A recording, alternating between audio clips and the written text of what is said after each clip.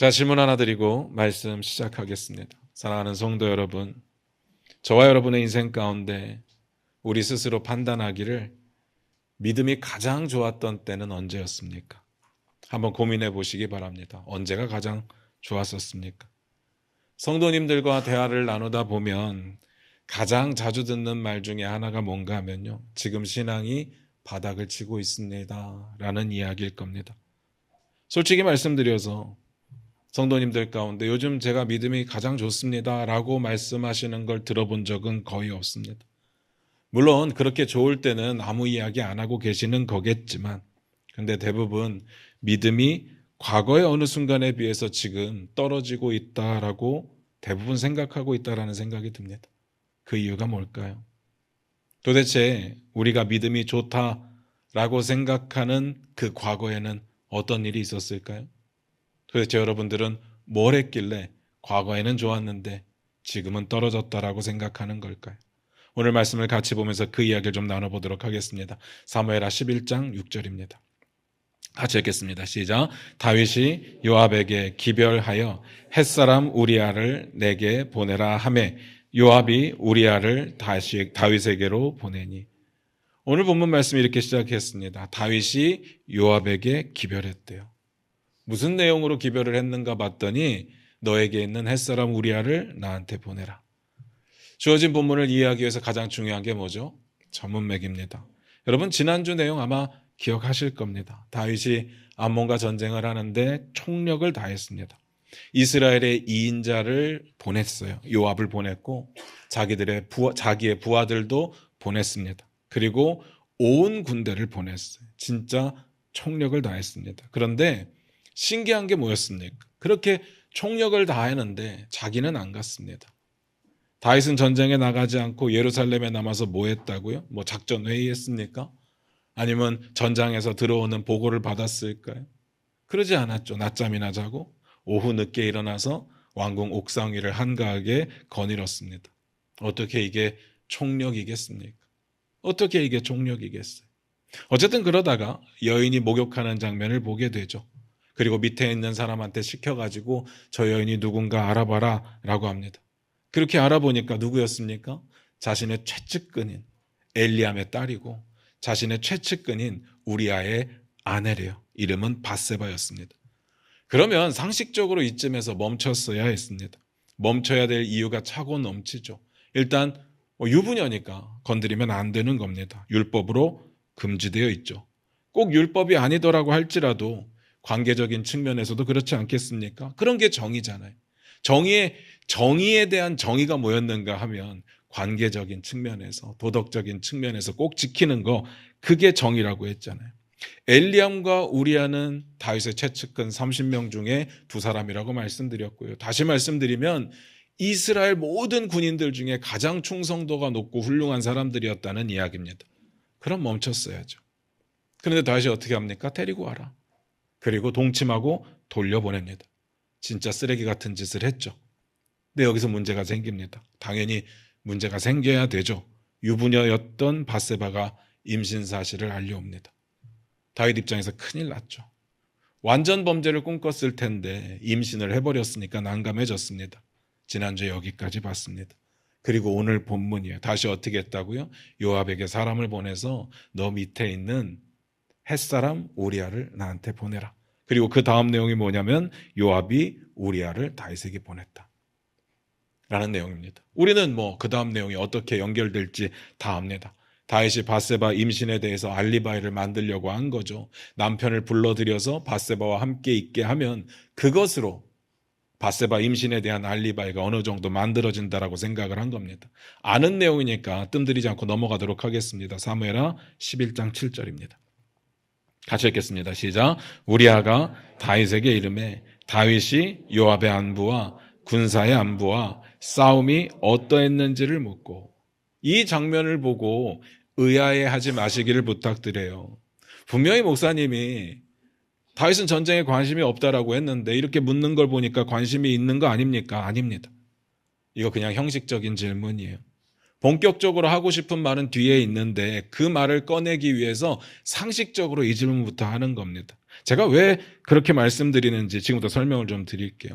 성경이 이 상황을 어떻게 표현하고 있는지를 좀 보셔야 됩니다. 사무엘하 11장 8절도 같이 한번 읽어보겠습니다. 같이 읽겠습니다. 시작. 그가 또 우리아에게 이르되 내 집으로 내려가서 발을 씻으라 하니 우리아가 왕궁에서 나가매 왕의 음식물이 뒤따라가니라. 여기서 뭐라고 했습니까? 그가 또 우리아에게 말을 했대요. 뭐라고요? 너의 집에 내려가서 발을 씻어라. 신기하지 않습니까? 우리아가 물었어요.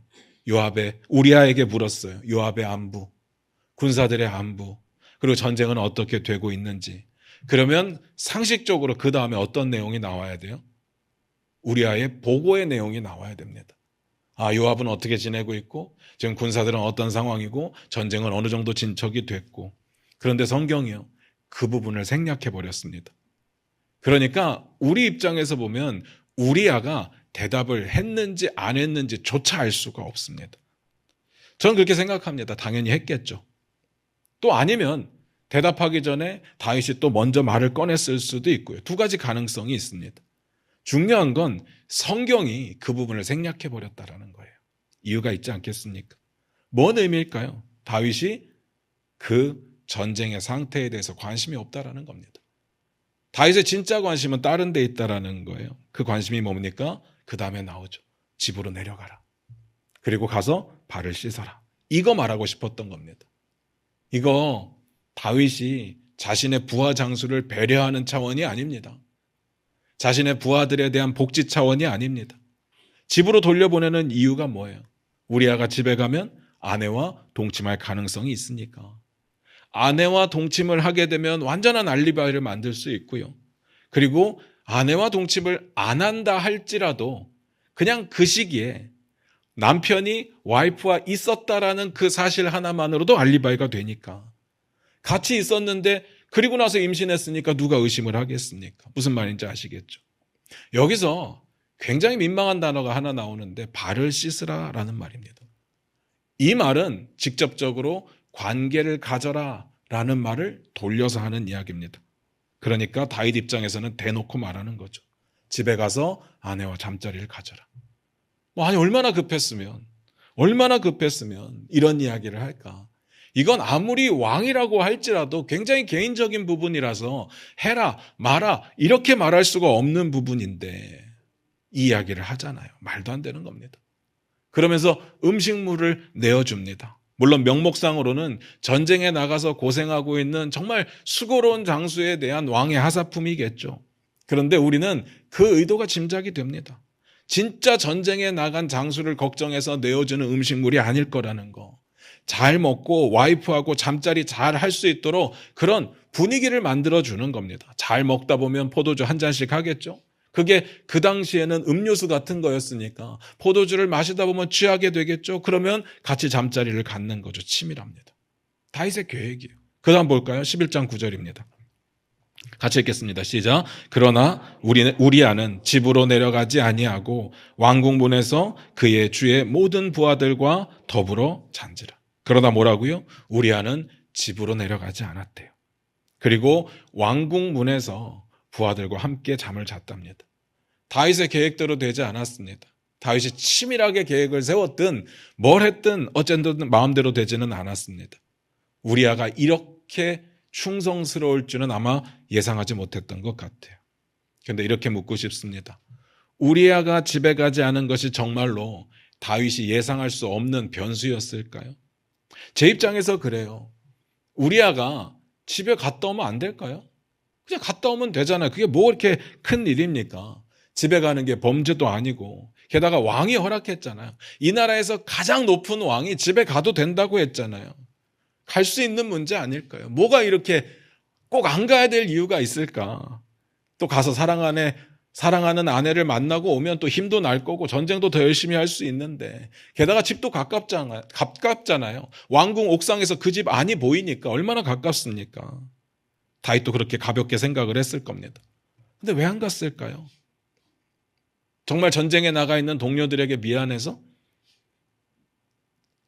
그들에게 뵐 면목이 없어서? 우리 지금까지 그렇게 했습니다. 잘 보세요. 우리가 대학 입시 때만 되면 뉴스에서 보는 장면이 있었어요. 지금은 모르겠는데 예전엔 그랬습니다. 부모님들이 시험장 앞에서 정말 그 자리를 떠나지 못하고 그 대문, 교문 붙잡고 있는 그런 모습을 우리가 많이 봤어요. 한번 생각해 보세요. 부모님들이 그렇게 하는 이유가 뭐겠습니까? 그렇게 떠나지 않고 그 자리에서 추위와 싸워가면서 기다리면 아이가 시험을 더 잘 볼까요? 아니면 집에 가서 좀 따뜻한 아랫목에 누워있으면 시험을 못 볼까요? 어떻게 생각하십니까? 솔직히 아무 상관없지 않을까요? 그런데 왜 부모들은 그 자리를 떠나지 못하는 걸까? 저는 그렇게 생각합니다. 간절함이죠. 그리고 편안하게 지내는 게 불편하다라는 거죠. 괜히 내가 그래야 더 시험을 잘 볼 것 같고 내가 편하게 있으면 시험을 못 볼 것 같고 그런 간절함하고 심리적인 불안감 때문에 그렇게 하는 게 아닐까? 우리는 이런 생각을 가지고 있기 때문에 우리야도 그랬을 거라고 생각합니다. 동료들이 목숨 걸고 나가서 싸우고 있는데 내가 집에 가서 편안하게 지내는 그런 호사를 누려도 되는 걸까? 아유, 나는 미안해서 못하겠다 라는 생각을 했을 거라고 생각을 합니다. 그리고 그들이 전쟁 중에 열심히 싸우고 있는데 나 혼자 집에서 쉬는 거 말이 안 된다고 생각하는 거죠. 근데 저는요, 우리아의 이런 마음이 그런 식의 단순한 간절함이나 단순한 불편함은 아니라고 봅니다. 동료들을 향한 미안한 마음, 전쟁이 이겼으면 하는 간절한 마음 당연히 있죠. 당연히 있습니다. 지금까지 거기서 싸우다 왔으니까. 그런데 그것 때문에 집에 안 갔다? 저는 아니라고 봐요. 진짜 중요한 이야기입니다. 조금만 더 보고 말씀을 드릴게요. 11장 10절입니다. 같이 읽겠습니다. 시작. 어떤 사람이 다윗에게 아뢰되 우리아가 그의 집으로 내려가지 아니하였나이다. 다윗이 우리아에게 이르되 내가 길 갔다가 돌아온 것이 아니냐 어찌하여 내 집으로 내려가지 아니하였느냐 하니 다윗에게 바로 보고가 들어가요. 우리아가 어제 집에 안 갔습니다. 당연히 보고가 되겠죠. 지금 이게 굉장히 중요한 다윗에게는 이슈거든요. 우리아가 집에 가야 알리바이를 만들 수 있으니까 당연히 사람 붙였겠죠. 가는지 안 가는지 확인해 봐라. 안 갔답니다. 그래서 다윗이 우리아를 불러서 묻는 거예요. 어제 집에 왜 안 갔어? 우리아가 그 부분에 대해서 대답을 합니다. 여기서부터가 진짜 중요합니다. 사무엘하 11장 11절입니다. 같이 읽겠습니다. 시작. 우리아가 다윗에게 아뢰되 언약궤와 이스라엘과 유다가 야영 중에 있고 내 주 요압과 내 왕의 부하들이 바깥들에 진치고 있거늘 내가 어찌 내 집으로 가서 먹고 마시고 내 처와 같이 자리이까 내가 이 일을 행하지 아니하기로 왕의 살아계심과 왕의 혼의 살아계심을 두고 맹세하나이다 하니라. 첫 번째로 우리아가 이렇게 말합니다. 언약궤와 이스라엘과 유다가 진영에 야영 중에 있다. 그리고 요압과 다윗의 부하들이 진영에 진을 치고 있다. 그래서 갈 수가 없었답니다. 뭐 그럴듯한 말이긴 한데 그게 무슨 상관이에요? 왕이 가도 된다고 했는데 안 그렇습니까? 여기서 우리아가 진짜 말하고 싶었던 포인트가 뭘까요? 지금 동료들의 이야기를 하고 있는 것처럼 보이지만 앞에서 말씀드렸듯이 동료들에게 미안해서 안 간 건 아니라고 말씀을 드렸어요. 아닙니다.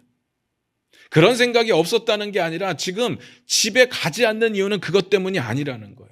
더 중요한 이유가 있습니다. 그 더 중요한 이유가 뭐냐? 언약궤입니다. 언약궤. 그러니까 우리아가 길게 이야기를 하는데 그 모든 나열하고 있는 그것들 중에 방점은 언약궤에 있습니다. 이 전쟁은요, 언약궤가 앞장서서 나갔던 전쟁입니다. 언약궤는 하나님의 임재라고 말씀드렸잖아요.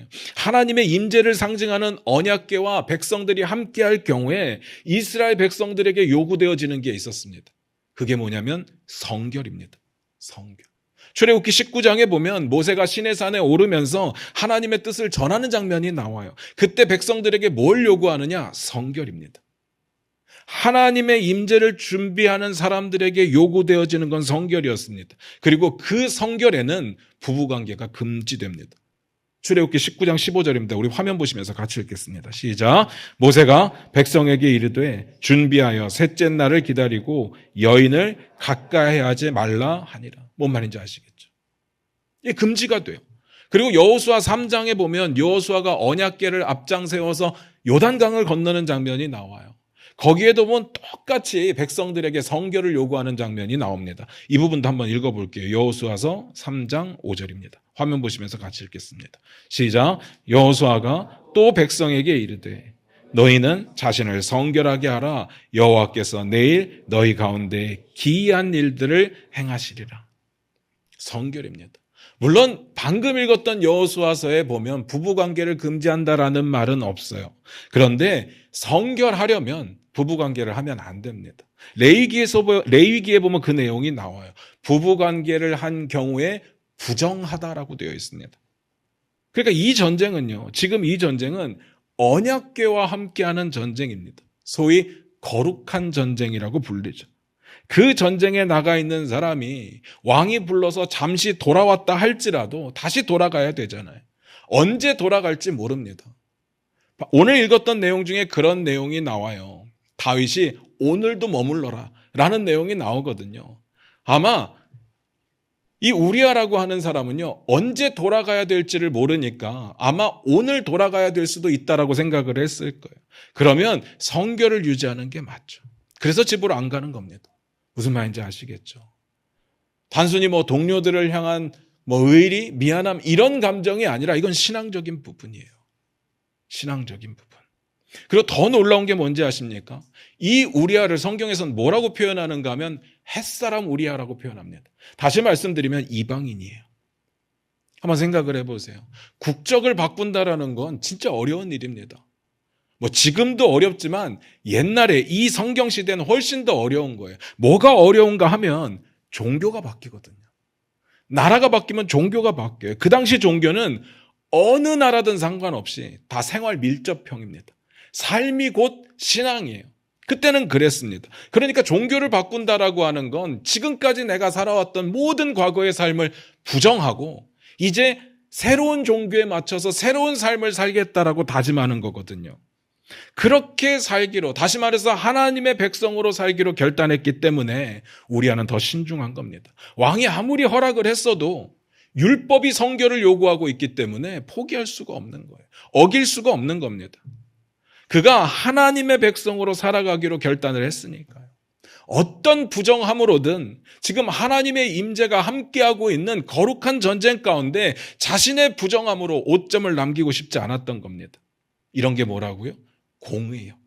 하나님의 법을 따라 살아가는 거 공의. 하나님의 법에 기초한 삶의 자세와 태도 공의입니다. 이게 우리아의 공의예요. 하나님의 법대로 살려고 하는 거. 그런데 다윗은요. 지난주에 우리가 봤던 내용이 있었어요. 한번 같이 읽어보겠습니다. 사무엘하 11장 4절입니다. 같이 읽겠습니다. 시작. 다윗이 전령을 보내어 그 여자를 자기에게로 데려오게 하고 그 여자가 그 부정함을 깨끗하게 하였으므로 더불어 동침함에 그 여자가 자기 집으로 돌아가니라. 지난주에 우리가 이 부분을 봤었어요. 그런 이야기를 했습니다. 그 여자가 부정함을 깨끗하게 하였으므로 더불어 동침했대요. 마치 원인이 그 여자의 깨끗해진 그 정함에 있는 것처럼 묘사를 했다라는 거예요. 그런데 그런 뜻은 아니라고 했습니다. 이 의미가 뭐냐면 결국은 다윗의 간음으로 인해서 태어난 아이는 빼도 박도 못하고 다윗의 자녀일 수밖에 없다. 그걸 증명해 주는 내용이라고 했어요. 그런데 성경이 그냥 그렇게 말해도 되잖아요. 이는 다윗의 아이더라 이렇게 직설적으로 이야기를 해도 되는데 왜 이 상황을 이야기할까? 정말 너무 민감한 정보 아닙니까? 너무 자세한 정보잖아요. 저는 다윗이 그녀의 정결을 의식하고 있었다라고 봅니다. 성경이 그 부분을 보여주는 거라고 봐요. 여기서부터 제 해석인데요.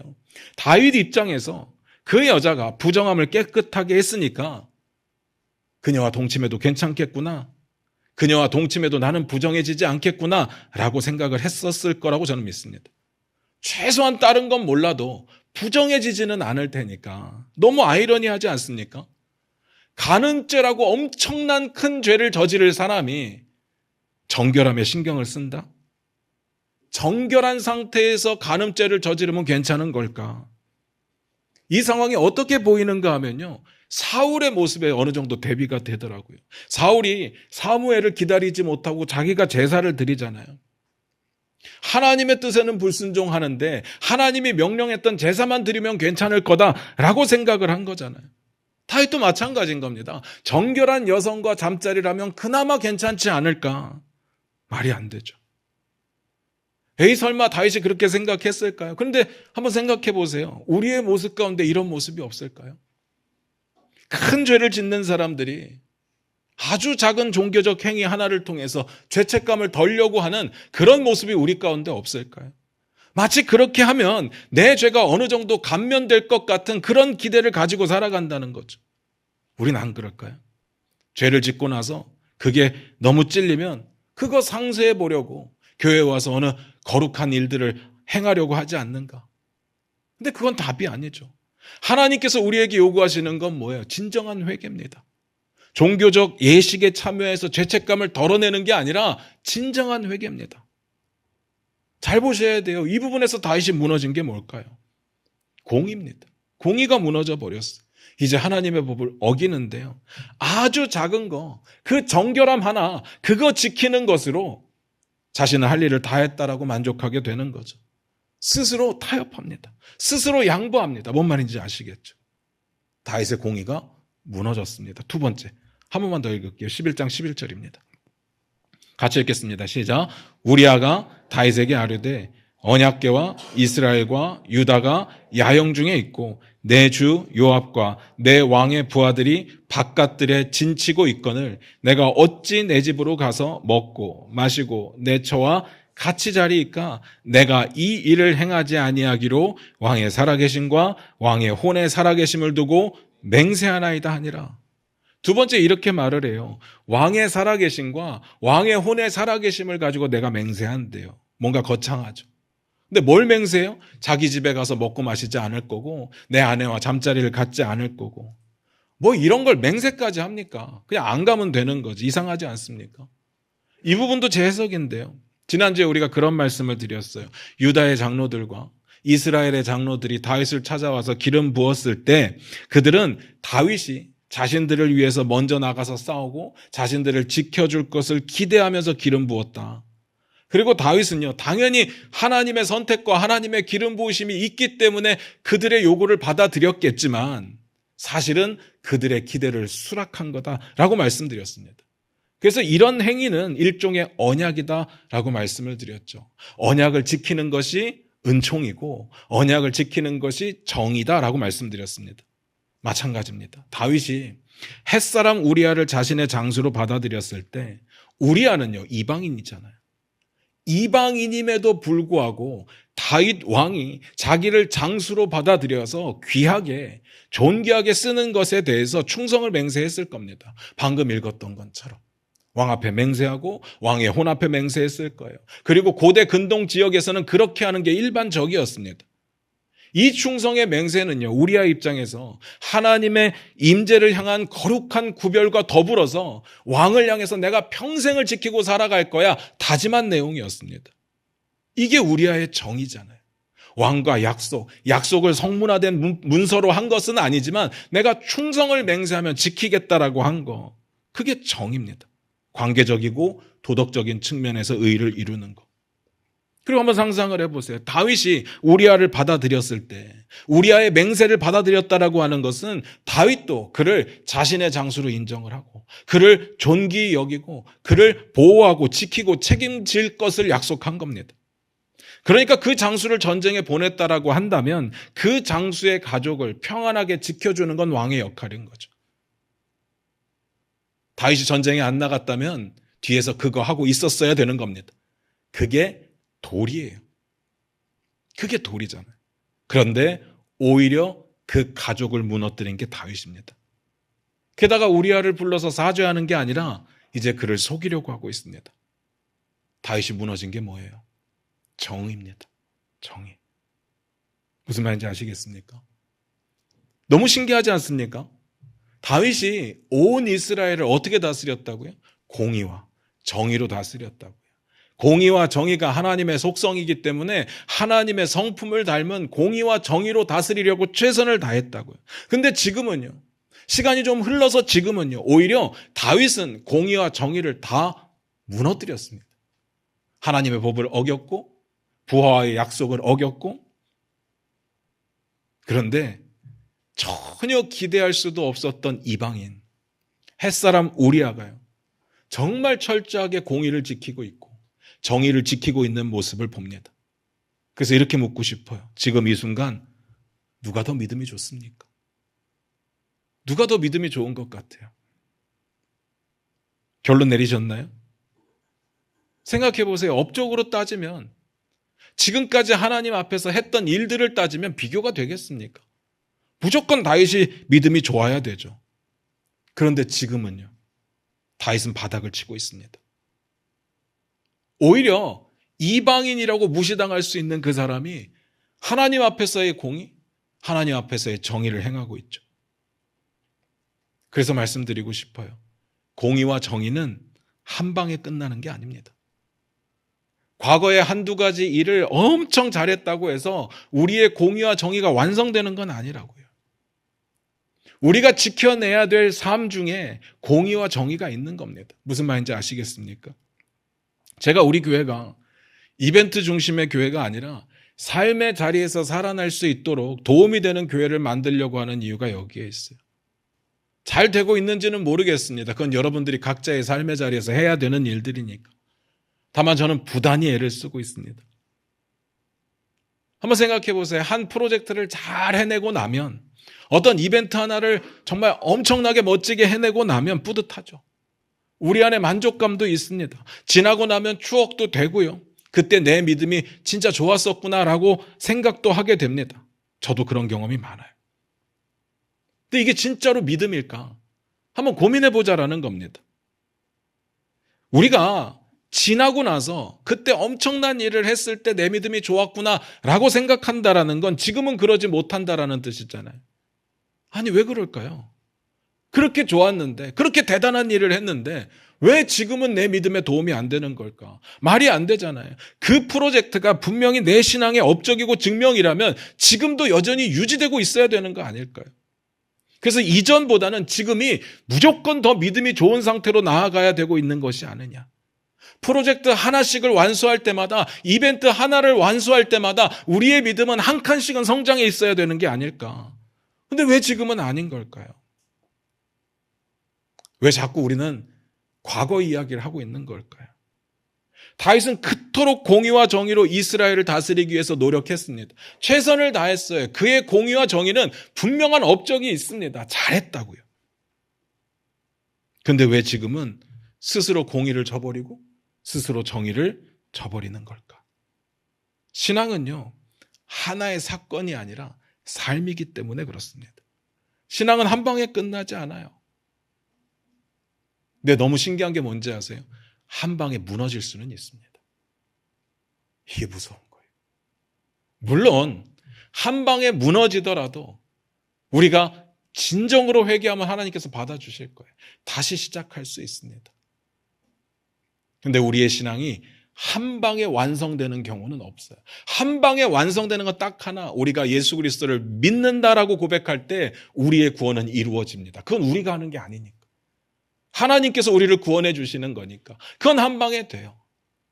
그래서 생각을 해봤어요. 교회들이 왜 그렇게 자꾸 뭔가를 하고 뭔가 만들어서 이벤트를 진행하고 뭔가 프로젝트를 만들까? 우리가 사실은요, 신앙이라고 하는 건 삶의 자리에서 매일매일 살아내야 되는 건데 그게 안 되니까요. 그게 안 되니까 잠깐이라도 나와서 하나님을 만나라. 잠깐이라도 나와서 하나님을 찬양해라. 그렇게 하는 거더라고요. 잘 이해가 되더라고요. 근데 신앙은 그것만으로는 성장할 수 없다라는 겁니다. 죽어서 하나님 앞에 서는 날까지 우리가 몸부림치며 만들어 가야 되는 거예요. 앞에서 그런 질문을 드렸습니다. 왜 우리는 과거의 신앙이 좋았다라고 생각하고 지금은 바닥을 치고 있다라고 생각하고 있을까? 프로젝트 중심의 교회 생활에 익숙해져 있어서 그렇습니다. 그런 일들을 어떻게든 해낼 때는 그나마 믿음이 좋았다라고 착각하는 거고요.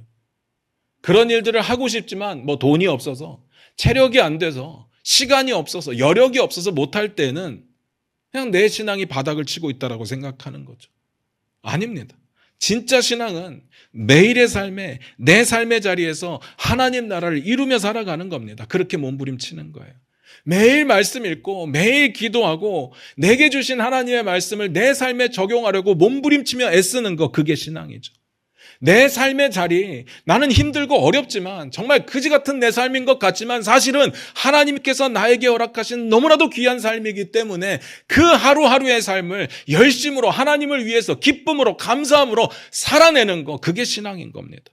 수도 없이 마주하는 선택과 결정의 순간들에 하나님의 뜻이 무엇인가를 찾고 하나님의 뜻에 맞추어서 선택을 하고 결단을 하는 거, 그게 신앙인 거죠. 그런 노력 없이 한두 번 대형 프로젝트, 대형 이벤트에 참여하는 것으로 내 마음 가운데 굉장히 뿌듯함이 있을지 모르겠지만 그건 신앙하고 아무 상관이 없습니다. 저는 여러분이 매일의 삶을 그렇게 살아내셨으면 좋겠어요. 마치 매일 밥 먹어야 되는 것처럼, 매일 밥 먹고 이 닦아야 되는 것처럼, 매일 모든 하루의 일과를 마치고 집에 와서 씻고 자야 되는 것처럼, 그게 당연한 것처럼 우리의 신앙도, 말씀 읽고 기도하고 정욕하는 그 우리의 신앙도 매일매일 자연스럽고 당연했으면 좋겠다고요. 그렇게 살아가고 있다면 저와 여러분의 신앙은 매일매일 성장할 수밖에 없을 겁니다. 그런데 과거에 대단했던 어떤 사건과 어떤 이벤트를 생각한다면 우리의 신앙은 절대로 성장하지 못할 겁니다. 여러분 스스로가 내 믿음이 지금 바닥을 치고 있다라고 생각을 하셨을 때 고민해 보셔야 돼요. 내가 지금 어떤 업적을 못 이루고 있어서 그렇게 생각하는 건지, 아니면 내 매일의 삶에 아주 작은 부분이지만 하나님 앞에 엎드리고 하나님 앞에 기도하고 하나님의 말씀에 집중하고 내 삶을 하나님의 뜻대로 살아가기로 하는 그 노력이 없기 때문인 건지, 이건 고민해 보셔야 됩니다. 저는 그렇게 말씀드리고 싶어요. 여러분이 비록 엄청나게 큰 업적을 이루지 못한다고 할지라도, 대단한 걸 해내지 못한다고 할지라도 여러분의 삶이 하나님께로 맞추어져 있다면 그 신앙은 진짜라고 믿습니다. 그래서 묻고 싶어요. 여러분 어떤 신앙을 사시겠습니까? 선택은 여러분의 몫이잖아요. 계속 뭔가 대단한 업적을 쫓으시겠습니까? 지금은 못하지만, 지금 바빠서 못하고 돈이 없어서 못하고 시간이 없어서 못하지만 내가 나중에 괜찮아지면 한방 크게 하나님께 영광 돌릴 거야, 이러고 사십니까? 그건 신앙이 아니에요. 신앙이 아닙니다. 여러분이 선택하시길 바라요. 제가 교회는 이런 곳입니다, 우리 교회는 이렇게 나아가고 있습니다, 백날 설명하면 뭐합니까? 여러분이 그렇게 사셔야죠. 전 그렇게 믿습니다. 그렇게 사시지 않으면 우리 교회는요, 그냥 아무 일 없는 교회, 주일에 예배 한번 드리는 교회, 그래서 편한 교회, 담임 목사님이 아무것도 요구하지 않는 교회, 그런 교회일 뿐이 되는 거죠. 여러분의 삶에 하나님을 만나는 시간을 꼭 가지시기를 주님의 이름으로 부탁드립니다. 그래서 여러분의 신앙이 어제보다 오늘, 오늘보다 내일 더 성장할 수 있는 신앙이 되시기를 주님의 이름으로 부탁드립니다.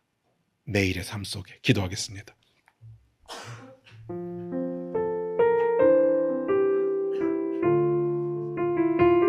우리 반주 들으시면서 같이 고민해 보기를 원합니다. 여러분의 신앙은 어떻습니까? 언제 제일 좋았습니까? 과거에 젊었을 때, 새벽 기도할 때, 금식 기도할 때, 철야할 때, 그때 좋았습니까? 어린 시절 선교의 마음을 품고 선교지로 향해서 정말 시간을 내어놓고 최선을 다했던 그때가 믿음이 제일 좋았습니까? 글쎄요. 그때의 신앙을 제가 부정하는 게 아니라 그때 좋았던 게 지금 무슨 의미가 있을까? 전 여러분들께 감히 부탁드리는 건 지금이 제일 좋았으면 좋겠습니다. 그게 대단한 업적을 여러분들이 이루어내서가 아니라 그냥 매일의 삶 속에 아주 평범하고 아주 보잘것없는, 너무 지루해 보이는 매일의 삶 속에 매일 하나님을 바라보고 매일 하나님의 뜻을 찾고 내가 찾은 하나님의 뜻을 내 삶에 적용하려고 몸부림치는, 하루도 빼놓지 않고 그렇게 살아가는 그 삶이 우리의 신앙이기를 원합니다. 대단한 걸 해서가 아니라 매일이 일상적인 일들이 매일 반복되는 일들이 주님께 맞추어져 있기를 우리 이 시간 결단하기를 원합니다. 하나님, 내 삶을 하나님께 드립니다. 뭔가 대단한 것을 해내려고 하는 것이 아니라 매일의 삶을 하나님께 드립니다. 하나님의 주권과 왕권을 인정하며 하나님의 통치 아래 거하며 하나님의 뜻대로 순종하는 삶이 되게 하여 주시옵소서. 우리 다 같이 그렇게 기도하며 나아갑니다. 기도하겠습니다.